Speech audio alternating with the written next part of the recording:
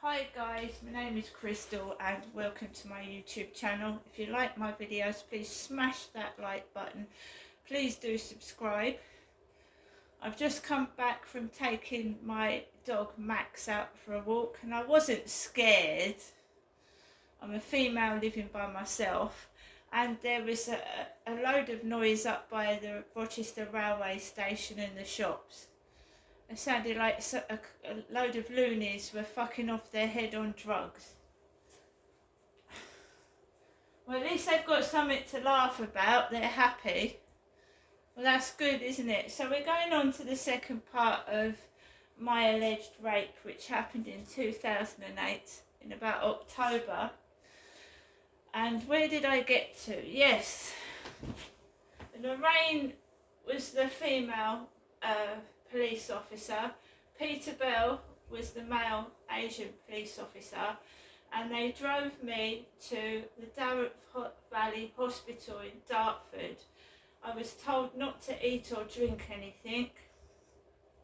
I was taken into the hospital and I was taken to like a waiting room area where Peter Bell and Lorraine got themselves a cup of tea and they drank it in front of me, and I was told I wasn't able to eat or drink because I'd need to give a urine sample.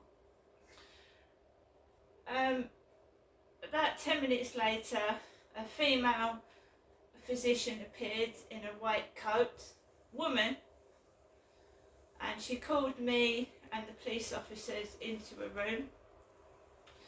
She explained what was going to happen, and Peter Bell went because I was left in a room with two females and I'm a woman. So you had Lorraine in the examination room and you had a female doctor that was older than myself, and I was 40 years old when I was raped, allegedly. 40. My mother would have been about 62. She'd have been in her 60s. Because my mum gave birth to me when she was 22. So my mum must have been 62 in 2008. So the doctor said that I would have to strip naked and lie on this bed, and they would do various like investigations. They take swabs from your private parts. They wanted samples of my pubic hair, so they cut my pubic hair off and put it into sample bags. They told me to turn over butt naked, where they took pictures of my butthole because I was bleeding. When you are raped, sometimes the rapist rapes you violently, and he'd split me, cut me. It was a violent sexual assault. So I was bleeding and they wanted photographs, they said, for this court case.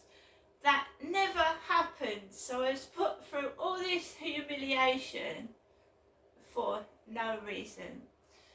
They took my denim jacket, the top I was wearing, the bra, knickers, jeans and the socks, and I think they even took the trainers. They took the trainers, I think, as well, and put them all in brown paper evidence bags.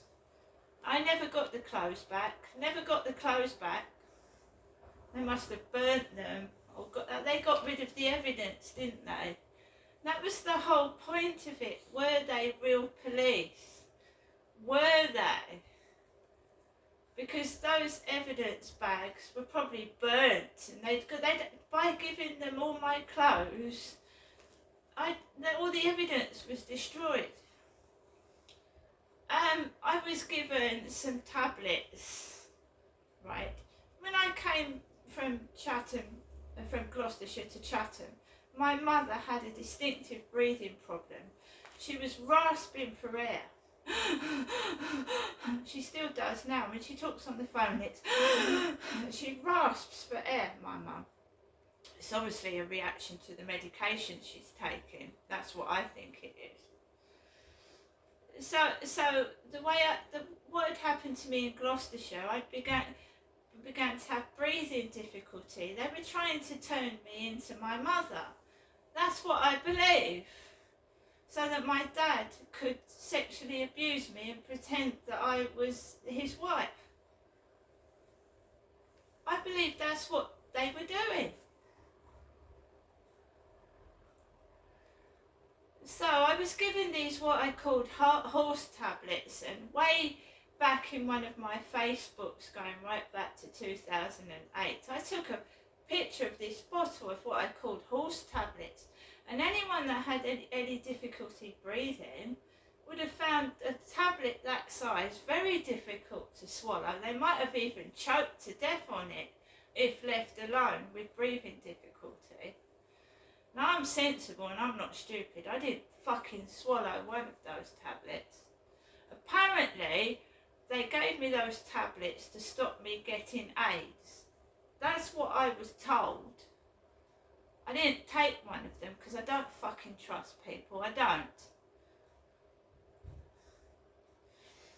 I was given the contraceptive pill as well.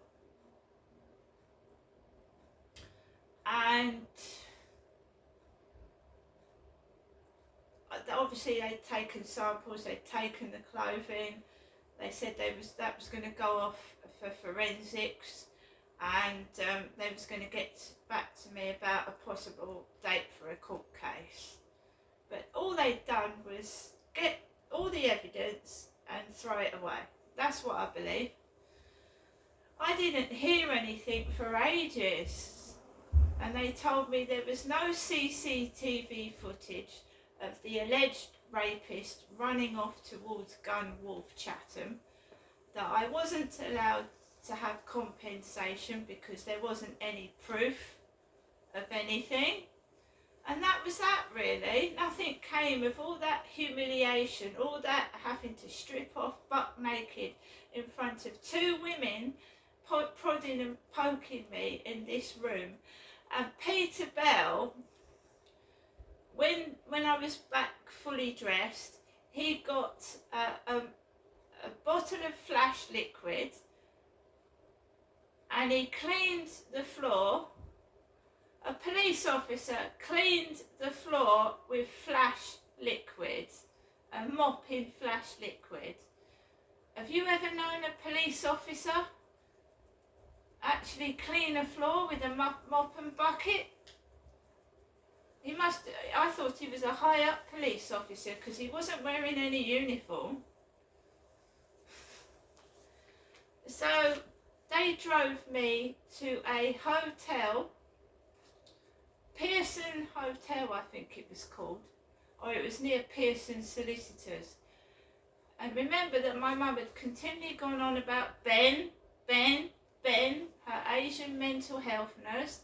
So they took me to a hotel that was run by Asians, Indian men and women. I actually got put into a hotel room. Basically Lorraine said that she was going to buy me some food, but she didn't. She told me to go into the fish and chip shop by myself, where there was a Rob lookalike in there. And Rob was a guy I met in Gloucestershire online. So they told me, a vulnerable woman who had just been allegedly raped, to go into a strange fish shop by myself where men were in there. And I went in there and I got some sausage and chips, I think, because I had about £2, and I think back then that bought me a small sausage and chips, and they left me alone in a hotel room full of Indian men, in a hotel with Indians. I took one look at the room. Now, I told you my mum had breathing difficulty, not me at that time. My mother had breathing difficulty. They'd bolted the window shut, so I couldn't open the window to breathe. The window was bolted, and they were rude to me. And they said there's no kitchen, so I couldn't even get myself a glass of water. The kitchen was shut. And basically I was scared to be there on my own. I'd just been allegedly raped. They left me in a hotel full of Indian men. So I went back home to my mum and dad. Let the phone ring. That's my mother. That's my mum ringing.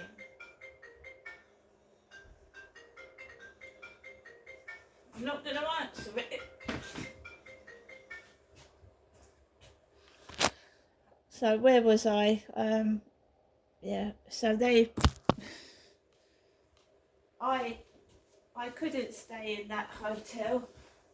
The room wasn't fit for anyone to live in. I was vulnerable and I was by myself. So at 11, getting off at 12 o'clock at night, I walked home from Gillingham to Victoria Road, Chatham, in the dark, because I was afraid to be in a hotel full of men by myself after I'd been allegedly raped. I left the key in the room, I left the door key in the room, I walked home, and my dad, Derek, answered the door in his blue pyjamas, and I said, "Where's Mum?" I said, "Where's Mum?" He said, she's walked out and she's gone to the hospital. She's told the police that I was going to murder her, and she's gone to the hospital. So I was left alone with my dad for a couple of hours, and then my mum came back and she says, "What are you doing here? Why have you absconded from the hotel? Why did you abscond? The police took you to a safe place, Genestra. Why did you abscond?" And I explained to my mother that I couldn't stay in there, that I felt unsafe. And that was that. And I told you a few weeks or maybe a month later, I got a letter back saying that they couldn't find the alleged rapist. I wasn't entitled to any sort of compensation because there was no proof of anything, and I never got my clothes back. So they'd got rid of all the evidence. I don't even think they were real police to begin with, because if that had been treated like an, in quotes, real rape, then I wouldn't have got treated as shit as that. So they just got rid of the evidence. They got all the clothes and they probably burnt them, and there was no evidence of anything. Right? The police hadn't even documented it on their computers. Because I remember ringing the police up and they said, "What? There's no record of that. What are you talking about?" So that's that. Now I'm in my flat this evening. Yes, the guy upstairs has got his kids round. They came and arrived in a great big white van. The kid came in and he banged the door shut upstairs. It fucking shook the top of the ceiling. I completely ignored it. I'm talking to someone via the phone so that I don't get cross and upset. I'm talking to someone, right, so that I don't get upset and afraid in my flat. I'm actually talking to someone about what's going on up there.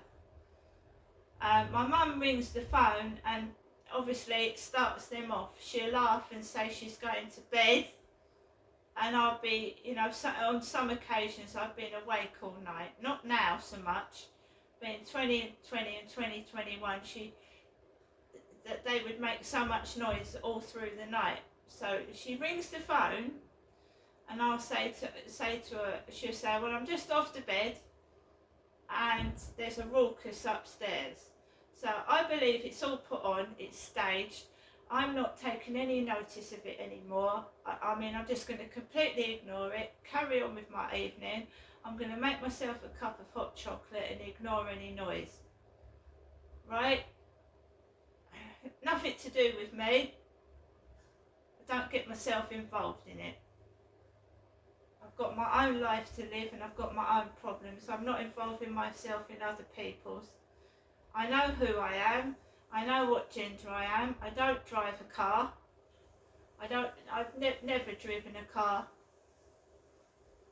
So what they're doing, they know what they're doing, and they're just going to get caught. Because I'm documenting and I'm actually talking to someone about what's going on up there, which I don't at some times I don't think it's completely right or normal. And children shouldn't be in control, it should be the parent. Well, let's hear what my mum said this evening while we've still got some footage. I put the phone in my coat pocket. But I am being victimised and punished for something I haven't done. And they won't stop doing it. And it's all coming back to me now, and I've got more to tell you guys. Your EE a lot more. You have 4 new messages. First new message. Received Tuesday, February 13th at 7:11 p.m. Good evening, Vanessa. This is your mother, Jennifer, speaking from... Message deleted. Next new message. Received yesterday at 4:17 p.m. Good afternoon, Vanessa. This is your mother, Jennifer. Message deleted. Next new message. Received today at 1:17 p.m. Good afternoon, Janessa. This is your mother, Jennifer, speaking from my landline phone to you, Janessa, giving you the usual afternoon daytime call, hoping you're having a good day. I hope you're feeling that little bit better, that's much better. Okay, Janessa, I'll give you another ring later on, just to let you know that I'm thinking of you and I do care for you, and I'll be giving you another ring later on. Unless I fall asleep, that is, and then I'll ring you tomorrow. But other than that, I'll either ring you later on this afternoon or this evening. Bye for now, Janessa. Thinking of you. Message deleted. Next new message. Received today at 7:34 p.m. Good evening, Janessa. This is your mother, Jennifer, speaking to you from my landline phone to you, Janessa. Wishing you good evening, God bless, and thinking of you. Okay, Janessa, I'll give you another telephone call tomorrow. Until if you need to speak to me this evening, I'm still awake, I'm still up tonight at the moment. All right, Janessa, so you can give me a ring any time. Okay, if you do need to speak to anyone, here I am. Bye.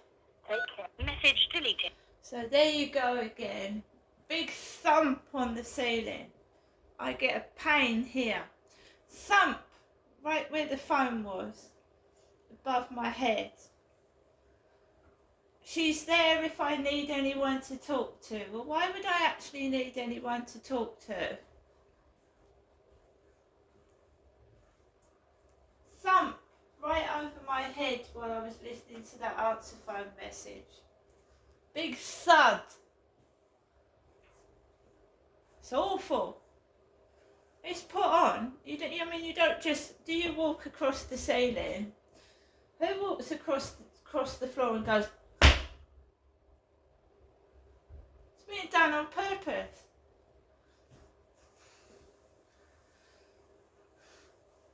Right. So I told you my mum didn't come to it's called a SARC when you're examined after a rape. So my mum didn't come with me to the examination. She cares about me, she loves me, but she's never been at my bedside when I've been in hospital. She never came with me when I was allegedly raped. And when I had that blood transfusion, she didn't come and sit with me either. And when my child had cancer, she said she couldn't come up and visit because she was looking after my dad. Is that somebody who cares for somebody?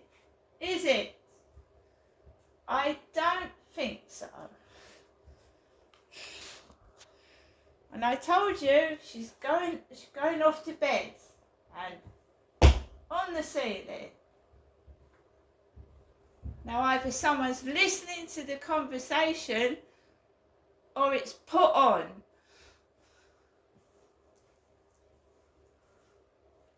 And I'm not going to lose my temper. I got myself into a state last week and I thought I was going to have to sit in the emergency services department because I was feeling so fucking low and depressed. It was making me very ill.